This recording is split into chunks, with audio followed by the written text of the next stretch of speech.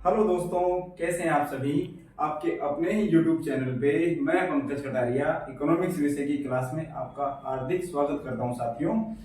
देखिए साथियों, हमने इकोनॉमिक्स विषय में हमारा जो लास्ट क्लास था वो एकाधिकार बाजार को लेकर था।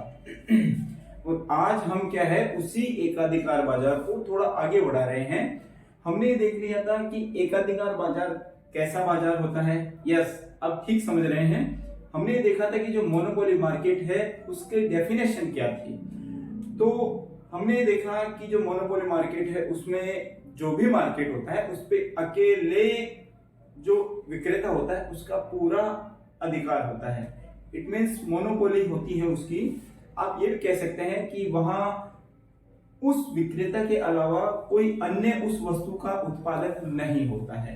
ये हमने जाना था। और इसका मतलब है कि उस बाजार में जिसको हम मोनोपोली कह रहे हैं उस बाजार में जो वस्तु वो विक्रेता बना रहा है ना उसके समान हम कह सकते हैं उसकी स्थानापन्न वो भी निकट रूप से स्थानापन्न कोई वस्तु नहीं होती है। निकट रूप से स्थानापन्न का मतलब क्या है? वहां स्थानापन्न का मतलब यह है कि ऐसी कोई वस्तु नहीं होती है जिसका प्रयोग उस वस्तु के स्थान पे किया जा सके, तो हमने इसे स्थानापन्न कहा। और अब हम क्या है उस मार्केट के बारे में ये जानेंगे कि उस एकाधिकार बाजार में ऐसी क्या परिस्थितियां रहती हैं कि नई फर्म मार्केट में नहीं आ सकती। Yes, the source of monopoly के बारे में अब हम जानने वाले हैं। हम ये कहेंगे कि हम उन फैक्टर्स के बारे में पढ़ने वाले हैं जो उस बाजार में अन्य फर्मों के प्रवेश को रोकते हैं। ऐसे कौन कौन से कारक हैं और वही कारक हम पढ़ने वाले हैं। हम जानेंगे कि एकाधिकार के स्रोत क्या होते हैं, उनके बारे में हम थोड़ा आज के वीडियो में सीखने वाले हैं। देखिए, हमेशा मैं आपको कहता हूं कॉन्सेप्ट है तो कॉन्सेप्ट सरल वाले होता है लेकिन समझने पे सरल होता है। इसको अगर एक बार आप समझ लेंगे ना तो दोबारा आपको हम कहें उस कॉन्सेप्ट को बार बार आपको देखने की आवश्यकता नहीं होगी। तो कॉन्सेप्ट है, थोड़ा थोड़ा गौर से समझिएगा। और एक साथ कोई चीज को नहीं समझेंगे क्योंकि एक साथ समझने पे हम कह सकते हैं वो चीजें समझ में नहीं आती है। तो हमने यहाँ पहले वाला जो वीडियो था उसमें मोनोपोली मार्केट की हमने कुछ विशेषताएं देखी थी और अर्थ देखा था। आज हम मोनोपोली के सोर्स पढ़ने वाले हैं, द सोर्स ऑफ मोनोपोली। ठीक है, तो क्लास पे थोड़ा सा हम कहें अपना नजर बनाइएगा ताकि कोई भी चीज आपके समझ से बाहर ना जाए। ठीक है, देखिएगा साथियों, हम पढ़ने वाले हैं the source of monopoly. Source of monopoly. Monopoly और मोनोपोली का मतलब होता है एकाधिकार। हम ये कह सकते हैं कि हम उन फैक्टर्स के बारे में जानेंगे जो फर्म्स हैं मार्केट में, नई जो फर्म्स हैं उनको आने से रोकते हैं। हम ये कहेंगे कि हम बैरियर्स जो वस्तुओं के जो हम ये कह सकते हैं कि ऐसे बैरियर्स के बारे में पढ़ेंगे जो फर्मों को आने से रोकती हैं। यस, आपने ठीक समझा है। हम इंपॉर्टेंट फैक्टर्स ऑफ बैरियर के बारे में इस वीडियो में जानने वाले हैं। तो देखते हैं ऐसे कौन कौन से सोर्स होते हैं मोनोपोली के जो उस बाजार में नई फर्मों को आने से रोकते हैं। यस, एक तो हम ये कहेंगे कि अब हम यहाँ थोड़ा सा गौर से पढ़ेंगे, थोड़ा स्टार लगा के पढ़ेंगे इसको कि ऐसे कौन कौन से सोर्स हैं। तो पहला जो सोर्स होता है वो ये हो सकता है कि बाजार का जो आकार है, बाजार का आकार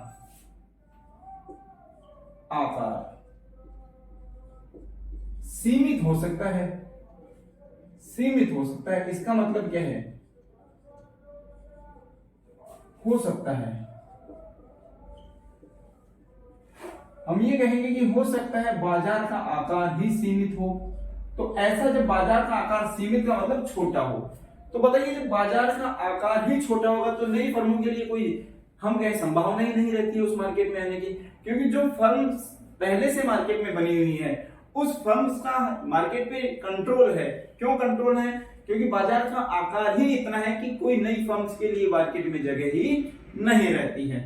तो पहले तो हम कह सकते हैं जो सोर्स है वो उस बाजार का, उस मार्केट का आकार ही एक ऐसा सोर्स है जो मोनोपोली को बनाए रखता है। ठीक है साथियों, अब दूसरे सोर्स की बात करें। देखिए, सोर्स बहुत सारे हैं। हमने कहा हो सकता है, हो सकता है जितने भी रॉ मटेरियल्स हैं, जितने भी रॉ मटेरियल्स के सोर्स हैं, कच्चे माल के जो स्रोत हैं, उन पर हो सकता है उस एकाधिकारी का नियंत्रण हो, उस एकाधिकारी का नियंत्रण हो, यानी मोनोपोली बनी हुई हो किसकी, एकाधिकारी की। तो ऐसी स्थिति में कोई नई फर्म मार्केट में आने के बारे में नहीं सोच सकती है। क्यों नहीं सोच सकती, इसको समझिएगा।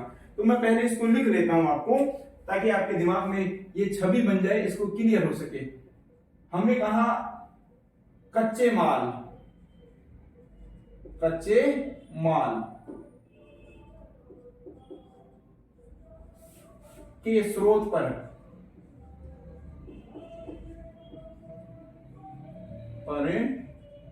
एकाधिकारी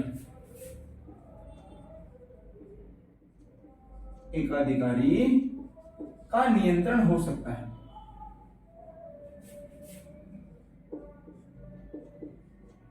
नियंत्रण हो, ये भी एक, हम ये कहेंगे कि एक रुकावट है जो नई फर्मों को मार्केट में आने से रोकती है, कि जो रॉ मटेरियल्स के जो सोर्स हैं, क्योंकि वस्तुएं, हमने कहा था कि उत्पादन दो ही चीजों का होता है।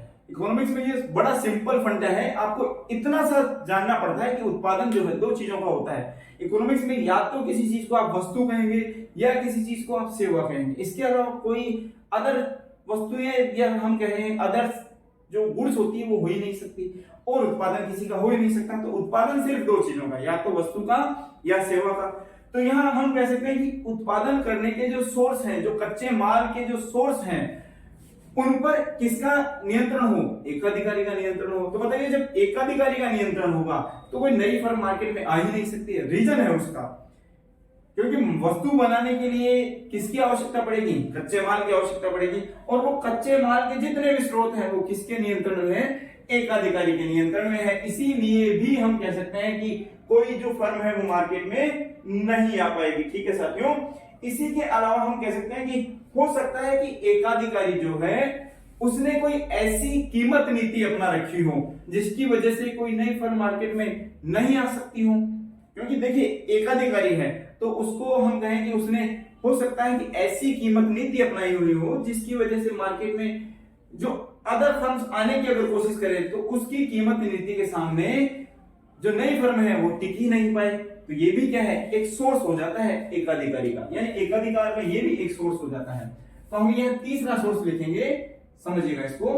थर्ड जो सोर्स है, देखिएगा, एकाधिकारी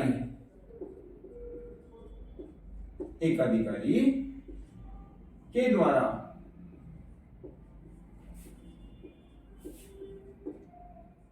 विशेष कीमत नीति, अभी समझाएंगे आपको क्या होता है ये विशेष कीमत नीति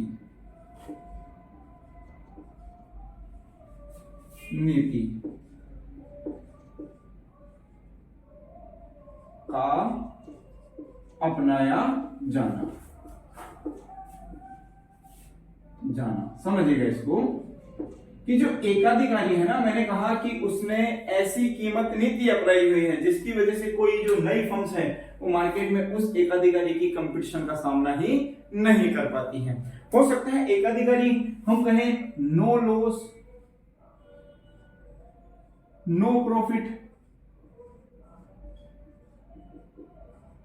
की कीमत नीति उसने अपना रखी हो। तो बताइए, नई फर्म जो मार्केट में आएगी वो शुरू में तो ये नीति नहीं अपना सकती। कारण क्या है, या हो सकता है कि एकाधिकारी को क्या है कि जो पैमाने की मितव्यताएं होती हैं, ये भी समझाऊंगा आपको, पैमाने की मितव्यताएं क्या होती हैं समझिएगा पहले।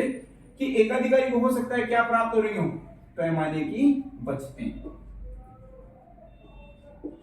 एकाधिकारी को क्या प्राप्त हो रही हो, पैमाने की बचत। इसका मतलब था स्केल ऑफ इकोनॉमी अगर उससे प्राप्त हो रही होगी। पैमाने की बचत का मतलब है कि मान लीजिए एकाधिकारी को उत्पादन करते हुए बड़ा टाइम हो गया, काफी टाइम हो गया, तो उसको उसकी फर्म्स के आकार की वजह से, उसकी जो उद्योग इकाई है उसके आकार बढ़ने की वजह से वह अपनी जो वस्तु है वो अन्य वस्तुओं की तुलना में क्या कर सकता है, कम मूल्य पर उत्पन्न कर सकता है। इसी वजह से एकाधिकारी की जो कीमत नीति है वो अन्य फर्मों की तुलना में एकाधिकारी अपनी वस्तु की कीमत कम रख सकता है। तो ये भी क्या है, एकाधिकार का एक स्रोत हो जाता है, एकाधिकार का एक स्रोत हो जाता है साथियों। हम ये कह सकते हैं कि ये जो पैमाने की मितव्यताएं हैं उसकी वजह से एकाधिकारी अन्य फर्मों की तुलना में कम क्या रख सकता है, अपनी वस्तु की कीमत रख सकता है। तो ये भी एकाधिकार का एक सोर्स हो जाता है। इसके अलावा हम कह सकते हैं कि मान लीजिए एकाधिकारी ने उस मार्केट में वस्तु उत्पादन, जो भी वस्तु वह है उत्पादित कर रहा है, उसका पेटेंट प्राप्त कर रखा हो गवर्नमेंट से। यस, आपने ठीक समझा कि एकाधिकारी, जो भी हमने कहा कि एकाधिकारी का पूरे मार्केट में नियंत्रण रहता है, जितना भी मार्केट है उस पर एकाधिकारी का नियंत्रण रहेगा। तो उसने हो सकता है कि वह जिस वस्तु को उत्पादित कर रहा है, जिस सेवा को वह उत्पादित कर रहा है, उसके लिए उसने सरकार से कोई पेटेंट प्राप्त कर रखा हो। तो ऐसी जब अवस्था होती है तो भी कोई नई फर्म मार्केट में प्रवेश नहीं कर सकती है। तो इसको भी हम लिख सकते हैं एकाधिकारी ने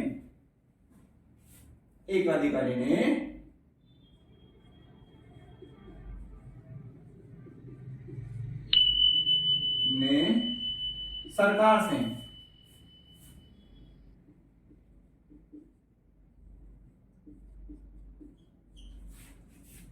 पेटेंट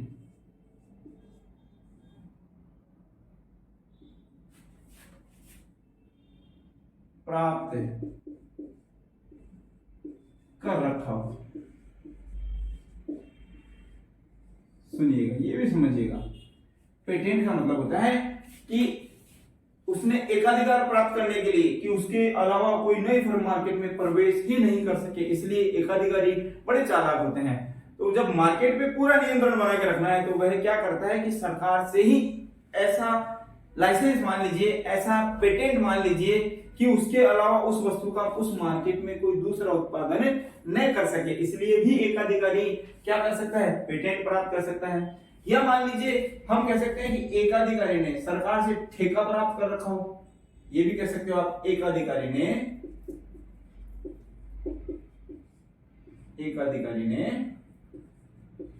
सरकार से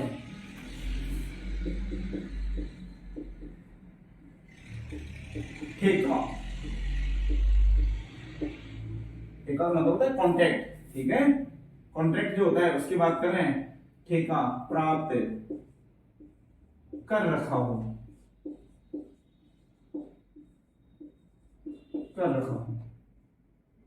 हो।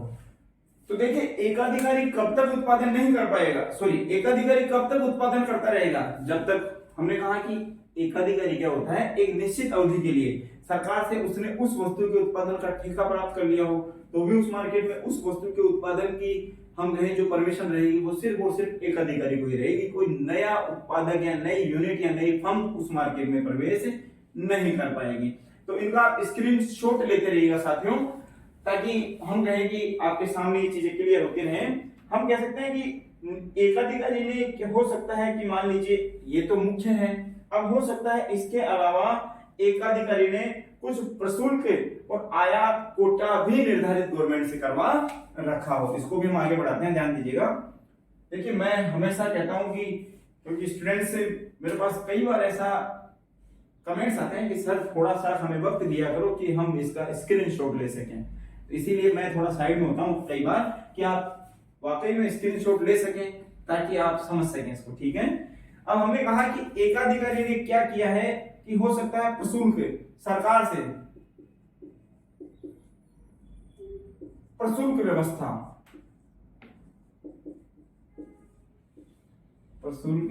व्यवस्था तथा कोटा निर्धारण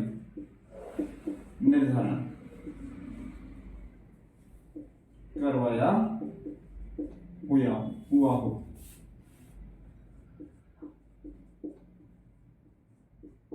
देखिएगा कि एकाधिकारी जो है उसने हो सकता है सरकार से प्रशुल्क व्यवस्था निर्धारित करवा रखी हो, आप ये भी कह सकते हैं कि उसने कोटा सरकार से निर्धारित करवा रखा हो।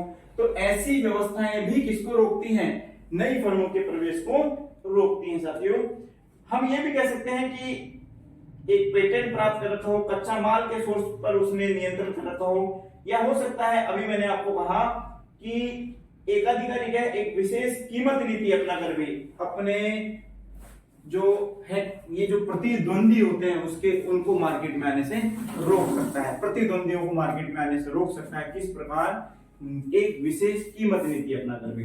तो ये कुछ महत्वपूर्ण हम कह सकते हैं कि इंपोर्टेंट फैक्टर्स थे जो एक मार्केट में एकाधिकारी को आने से रोकते हैं, सॉरी एकाधिकारी को बने रहने से हम कह सकते हैं उसको ऐसी शक्ति प्रदान करते हैं कि वो मार्केट में बना रहे। इसके अलावा एक मान लीजिए दूसरा तरीका लिख सकते हैं वो, क्योंकि यहाँ मैंने पैमाने की बस्तें लिखा है तो आप ये भी लिख सकते हैं पैमाने की मितव्यताएं, पैमाने की मितव्यताएं। अलग से इसको पॉइंट बना के लिख देता हूं मैं ताकि आपके दिमाग में कंफ्यूजन नहीं हो। पैमाने की मितव्यताएं, मितव्यताएं, मितव्यताएं प्राप्त होने पर एकाधिकारी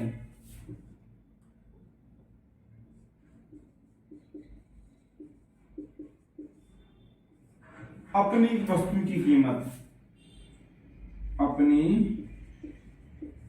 वस्तु की कीमत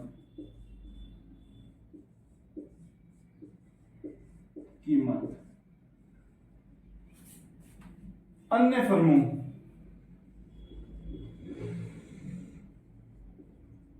फर्मों की तुलना में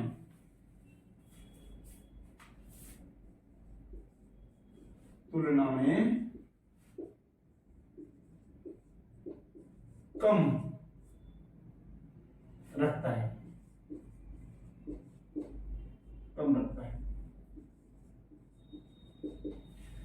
देखिए ये भी एक महत्वपूर्ण फैक्टर है, इंपॉर्टेंट फैक्टर है। क्या कि एकाधिकारी को पैमाने की क्या होती है, मितव्यताएं। मैंने कहा था पैमाने की बचतें कहिए, एक ही बात है पैमाने की मितव्यताएं कहिए। और ये पैमाने की मितव्यताएं इस फर्म को क्यों प्राप्त होती हैं, इसको भी जानना आपको। देखिए जब कोई फर्म लंबे समय तक किसी मार्केट में बनी रहती है तो आप ये कह सकते हैं कि उसका उस मार्केट पे पूर्ण नियंत्रण हो जाता है और उसकी जो आकार है, फर्म का जो आकार है वह बढ़ जाता है और अपने बढ़े हुए आकार की वजह से वह अन्य फर्मों की तुलना में उस वस्तु को सस्ते मूल्य पर उत्पन्न कर पाती है, जिसकी वजह से क्या होती है कि जो नई फर्में मार्केट में आने के बारे में सोचती हैं वो उस कंपटीशन के माहौल में रुक ही नहीं पाती हैं। इसीलिए अन्य फर्मों को मान लीजिए या तो पहले तो आ नहीं पाएगी और अगर आती है तो उसको उस मार्केट को जल्दी छोड़ के जाना होगा, फिर से उस मार्केट पे एकाधिकारी का नियंत्रण ही बना रहेगा। एंड इस मार्केट में विशेष रूप से ये प्रभावपूर्ण रुकावटें हैं, ऐसी बैरियर्स हैं, ऐसे फैक्टर्स हैं ये जो उस मार्केट में एकाधिकारी के नियंत्रण को बना के रखने में सहायक होते हैं। तो आज हमने किसके बारे में जाना, आज हमने जाना इस वीडियो में, एक छोटा वीडियो है ये और इसमें सिर्फ और सिर्फ हमने जाना है उन फैक्टर्स के बारे में जो एकाधिकारी को उस मार्केट में एकाधिकारी की शक्ति प्रदान करते हैं, द सोर्स ऑफ मोनोपोली प्रदान करते हैं। ठीक है, फिर से मैं आपको एक शॉर्ट तरीके से इनको बता देता हूं। पहला जो है वो देखा है हमने, बाजार का आकार सीमित होना कि एक इंपोर्टेंट हम ये कह सकते हैं रुकावट है नई फर्मों के लिए। ठीक है, हो सकता है कि एकाधिकार का पूरे मार्केट पे कच्चे माल के जो सोर्स हैं उन पे नियंत्रण हो। उसके अलावा हमने कहा कि एकाधिकारी एक विशेष कीमत नीति अपना सकता है, विशेष कीमत नीति। ठीक है, उसके अलावा हमने कहा कि एकाधिकारी जो है उसने सरकार से पेटेंट प्राप्त किया हो सकता है। पेटेंट का मतलब होता है कि उस वस्तु को उत्पादित करने का जो अधिकार होगा ना वो सिर्फ और सिर्फ अकेले व्यक्ति का होगा। ऐसे सरकार ने उस व्यक्ति को पेटेंट दे रखा है, उस व्यक्ति को एकाधिकार दे रखा है, उस व्यक्ति को लाइसेंस दिया हुआ है, ऐसा मान के चलेगा। हम ये कह सकते हैं कि उस व्यक्ति ने सरकार से ठेका प्राप्त किया हुआ है, तो कोई नई फर्म मार्केट में नहीं आएगी जब तक उस व्यक्ति का जो अवधि है ठेके की वो पूरी नहीं हो जाती है। तो एकाधिकारी सरकार से नई फर्मों के लिए प्रशुल्क व्यवस्था निर्धारित करवा सकता है या हो सकता है उत्पादन के लिए वो कोटा निर्धारित करवा सकता है। कोटा क्या है, हम ये कह सकते हैं कि एक मात्रा है, एक हम कह सकते हैं अधिकतम मात्रा है कोटा की, इससे ज्यादा वस्तु का उत्पादन नहीं होगा। ठीक है, और पैमाने की जो मितव्यताएं हैं वो भी एकाधिकारी को प्राप्त होती हैं, जिसकी तुलना में वह अन्य फर्मों की तुलना में अपनी वस्तु की कीमतें कम रख सकता है। और ये सारी रुकावटें हैं जो नई फर्मों को उस मार्केट में प्रवेश करने से रोकती है साथियों। तो नेक्स्ट वीडियो के लिए आप रेडी रहिएगा। हम कहें इस वीडियो को रेगुलर देखना ताकि आपके दिमाग से ये सारी चीजें क्लियर हो सके जो एकाधिकार के लिए जरूरी होती हैं। ठीक है साथियों, B continue, be regular and thank you.